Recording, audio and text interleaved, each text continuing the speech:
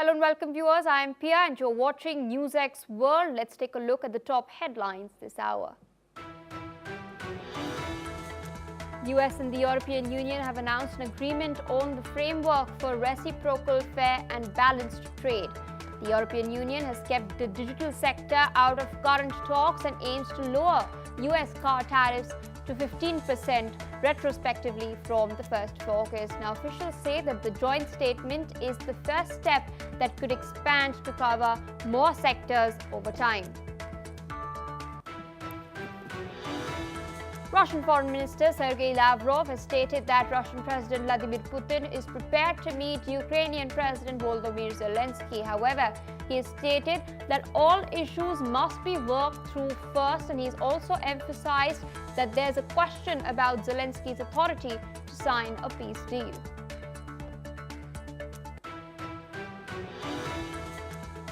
The Ukrainian President Volodymyr Zelensky has stated that he expects a strong US reaction if Russian leader Vladimir Putin refuses a bilateral meeting. He has noted that it is unclear what territorial concessions Moscow might offer, adding that Budapest as a venue for future talks is challenging. Ukrainian officials have stated that a Russian attack killed one person and injured at least 18, striking a US electronics manufacturer in Mukashevo. Authorities report that 15 people have been hurt in a missile strike that destroyed storage facilities, as the region's governor confirmed the plant produced consumer electronics. The Israeli Defense Forces have stated that they've become the first steps of their controversial military assault on Gaza City after calling up tens of thousands of reservists. Now, this comes as the Netanyahu government considers a new ceasefire deal accepted by Hamas to pause nearly 2 years of war.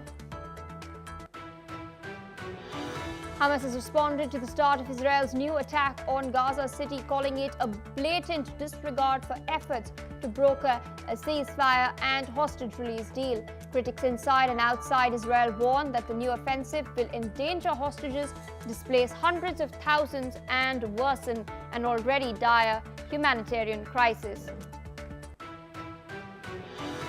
Uganda has signed an agreement with the United States to accept nationals from third countries who fail to gain asylum in America. The deal comes as President Donald Trump pushes to deport millions of illegal immigrants, including sending some to South Sudan and Eswatini.